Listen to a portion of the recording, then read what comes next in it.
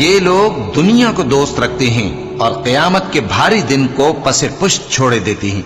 हमने इनको पैदा किया और इनके जोड़ जोड़ को मजबूत बनाया, और अगर हम चाहें तो इनके बदले इन्हीं की तरह और लोग ले आए।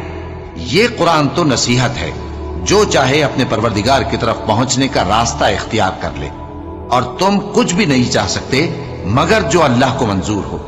बेशक अल्लाह जानने वाला है, हिकमत वाला है। वो जिसको चाहता है अपनी रहमत में दाखिल कर लेता है, और जालिमों के लिए उसने दुख देने वाला अजाब तैयार कर रखा है।